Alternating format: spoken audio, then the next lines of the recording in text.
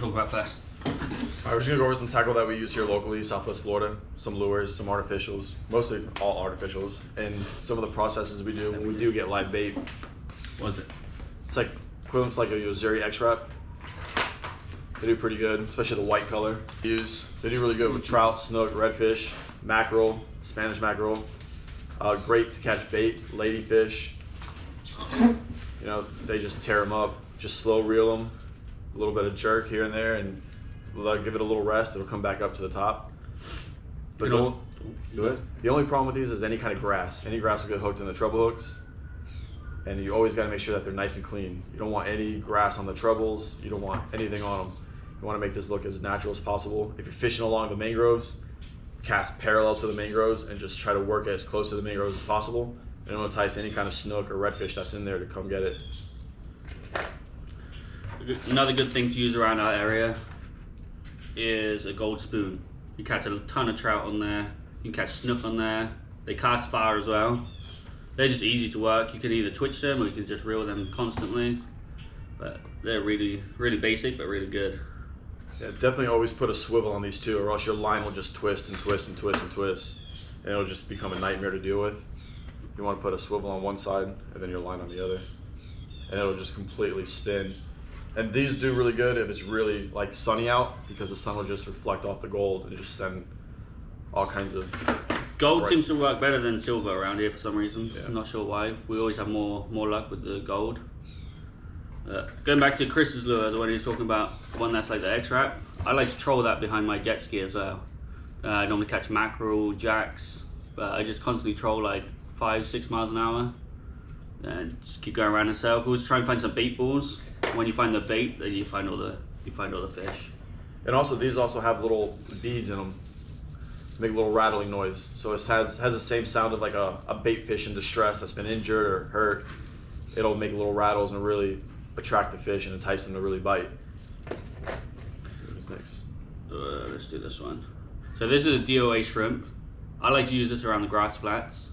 So when I first saw this, when I first moved here, I didn't think it would be good. I thought it was like a stupid little gimmick. But this does better than live bait for me when I'm catching trout. I just twitch it, let it sink, pull it back up, let it sink. The trout love it. The only bad thing is, if you have fish, like puffer fish around, they'll bite chunks out of it and they just destroy it. Yeah. Anything with teeth are going to destroy any kind of soft plastics. They're not very durable, but they work really good.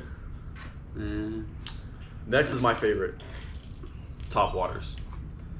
These work best. It's called walk the dog method. It'll basically put his head up and just go back and forth, twitch, twitch, twitch. And the same thing, these have little beads in them that make a lot of noise and they rattle, and it really entices them to like think it's an injured fish. Now, one thing that I notice a lot of people do is these fish will miss. I mean, they are predators and they will miss though. They're not gonna hit this 100% of the time. They're not gonna get a kill every time. They do miss. Like any other animal, they miss. Don't stop, because once you stop, the fish is gonna lose interest. You really wanna keep on enticing that fish to come back for a second bite, get really aggressive, because once you stop, he's gonna kind of be like, what's going on here?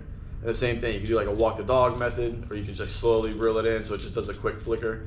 The walk the dog is gonna be very aggressive. I mean, it'll be like completely left to right, left to right, left to right. And the blow ups are just insane.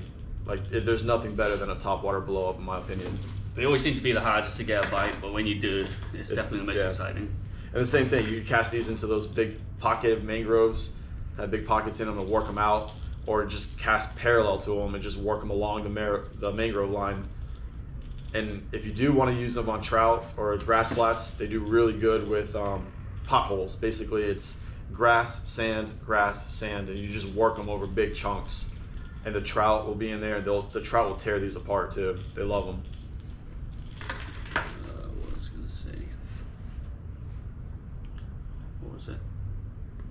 I was going to say something.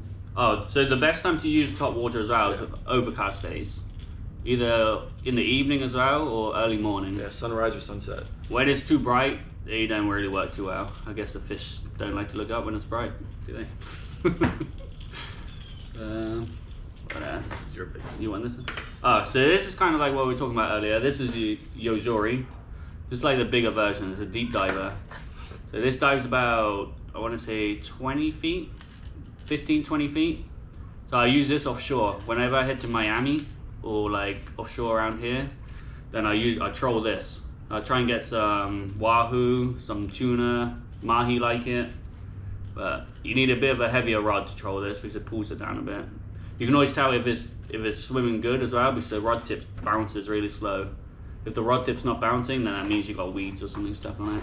And if there's weeds on any of these lures, nothing's gonna bite them. Yeah, they're not gonna swim good. Yeah, they're not gonna swim good, and the fish aren't gonna be attracted to them. You gotta pull them in, reel them in, clean them off, make sure that there's no grass or anything on them.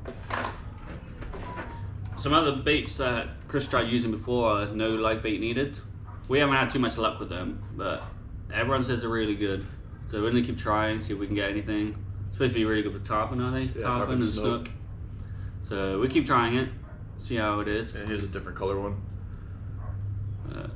What did you catch? The Oh, the cobia. That was on a brand called just a paddle tail from Hen Lures. Those are really nice too. So similar to this one though. A little bit different.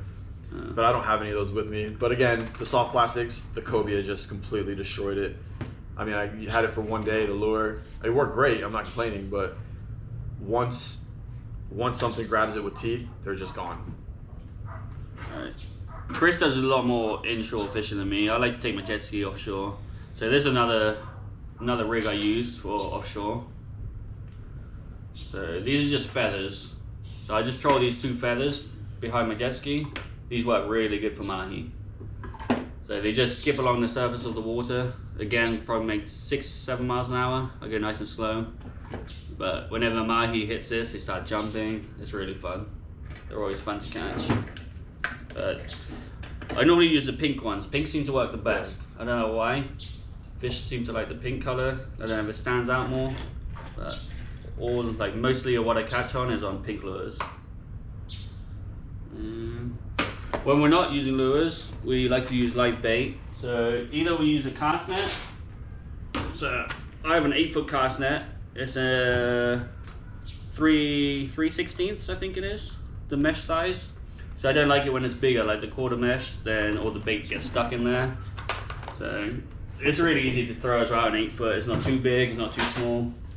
So that's how we normally get our white bait and maybe some pinfish and maharas for live bait. That's why it takes me back to this one, my favorite. Because the bait that we use around here, pilchards, maharas, they're white. And that's what represents this. This one I have really good luck with. I mean, live bait is definitely one of the best ways to fish. It's one of my favorite ways to fish because, again, within 5 minutes, you know if the snook or reds are up in the mangroves. You know, we do a technique that a buddy of mine taught me, chumming basically. You get a big, it looks like a baseball bat. I didn't bring it with me. Get a handful in there, hit them, throw it into the mangroves, and within 5-6 seconds after throwing it, you'll know there's snook there because they'll just start popping on them. And if nothing hits within 2, 3, 4, 5 minutes, go ahead and move down 50, 60 yards down the mangroves and do it again. And you'll find them that way. And it just gets them into a feeding frenzy. It fires it up and they get excited, and before you know it, you're catching fish. So another way to get live bait is sabiki rigs. So this one's got 5 hooks on it. So you drop this down with a little bit of squid maybe. Squid's probably the best, it sticks on the hooks so the fish don't take them. So you get pinfish on this, you can get thread fins on this. You just drop it down and slowly twitch it back up. So they're good off of bridges and that. You drop it down next to the pilings on the bridge in amongst the bait, then you'll catch all the bait fish you need. So it doesn't really damage them either because they always get hooked by the mouth, so you're not really damaging the bait. I mean, that is the thing about live bait, they are very sensitive. You know, you gotta have good aeration for them. You have to have water moving, aeration for them. You have to have water moving. And I mean, if the water, like we live in an area where there's a lot of brackish water, we get a lot of rain that runs off into the Gulf. So if the water gets too fresh, it'll kill them. They move offshore. I mean, live bait is very temperamental. You know, shrimp are probably one of the best things too. They do okay. But yeah, so when I lived in Miami, we had a shrimp run. So I'd catch a load of live shrimp there. You get some big shrimp. They're really good bait. Over here, you don't really get too many shrimp. If you do, they're small, so they're not too good. So over here it's mostly pinfish, thread fins, and white bait. So some of the leaders we use as well. So normally I have, like, if I'm doing like inshore around the mangroves and that, I use 30-pound leader. It's not too heavy. It's light.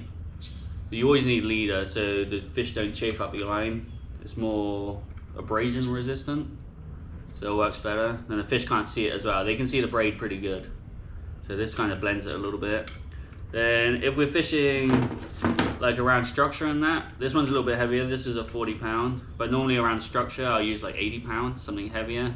So whenever you catch a snook, they'll get in between the pilings and they'll cut you off. They're clever. They're really good fish. They don't get big being stupid.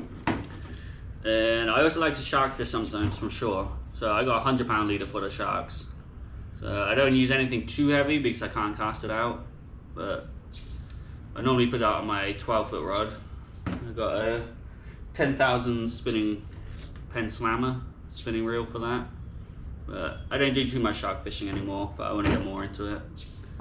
And so around the winter time, all the sheephead move in. So when they move in, I normally use these little jig heads. They're light little things. You don't need a weight or anything. You just free line them, put a little bit of shrimp on it, chuck it next to some structure.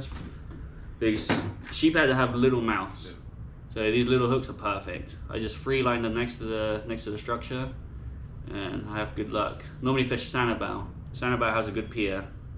They got destroyed during the storm, but hopefully they rebuild it soon. So for different live bait, you use different size hooks. So you gotta match the hook to the bait. So like white bait and that, I got these 3/0 hooks. This is a normal 1x hook. This is a 3x, so this one's a bit thicker. It's just stronger. So I might use this for like finger mullet or something, and the thinner ones for the white bait. Anything bigger, like bigger mullet, I got the 7/0 here. So this is a J hook, but normally for bait, I like to use circle hooks. Yeah, and the circle hooks are better. It'll work its way to the corner of the fish's mouth. They don't swallow them as easy. Can't really gut hook them too much. But yeah, if you're gonna shark fish as well, you have to have circle hooks. Yeah, non-offset as well. I'll see if I got any bigger ones quick. Let me go grab one quick. So this was when I was really serious into shark fishing. So this is a 16/0 circle hook with 400-pound leader. So I used to kayak the baits out at night, drop it down. I got some big spider weights to hold the weights down. But yeah, it always has to be a circle hook, and it has to be non-offset by law. So. And again, for this size bait, you're gonna have to get a kayak and kayak it out a couple hundred yards. Yeah, you're not gonna cast this unless you got a drone. You can fly it out. Or a drone, yeah. Now I've even seen some people have little boats that go out, little RC boats that go out, but I mean, that's a big hook. You know what they say, big hook catch big fish. Then I've also got a steel leader on there. I got about 2 feet of steel leader. And the way I tie that on is a haywire twist. I don't know if I'll be able to get it close up. Let me see if I can do it close up. So you don't have to. And also you want to use wire, because if you've ever touched a shark, it feels like sandpaper. And if you don't use wire, just by rubbing on the side of the shark's mouth and body will actually cut through the line. I mean, he was trying to be courageous. And you remember the one? Black tip? Yeah. Yeah. He went to step on the fins and take the hook out, and it kind of moved him. And I mean, just from it rubbing on the side of his leg, he was bleeding. Yeah. Gave him like a little abrasion. Nearly got my toes. Still got all 10. This is good. It's good. I think that video is on our Instagram too. Yeah, it might be on TikTok as well. Yeah, sure. I think it might it be on our is. page. It might be on our page of the shark almost getting a toe or two. But another way when you're fishing offshore as well, you can use planers. So planers get your bait down deeper. So you get different sizes. So this is a number 2, I want to say, and this is a 4 or 6. 4, I think. Yeah, this is a 2 and this is a 4. So the way I got taught is whatever number it is, you got to times it by 10, and that's the depth to take it to. So 2 would take it down to 20 feet, and the 4 would take it down to 40 feet. So for tuna and that, you don't need to go too deep. Like the number 2 planer will be really good. But for like if you want to catch wahoo and that, they're a little bit deeper, so you want to go with like a number 4 planer. So I got a wind-on leader. So I got these little swivels. They just slide onto the leader. Then whenever I reel it in, I can unclip this and reel the leader in, so I don't have to hand line it all back in. Saves a lot of hassle. Anything else? Oh, the size rods that we use inshore. So yeah, I just got a new one as well. Walmart had a really good deal. So I saw it online, so I made the most of it. This is a 6'6" Penn Spinfisher, the Spinfisher 6. So these normally retail for like 210. Walmart just had a deal, it was 98 for the rod and reel combo. Yeah. So mine just arrived today. I kept it quiet from my wife, she didn't know about it. She knows now. She knows now, yeah. Yeah.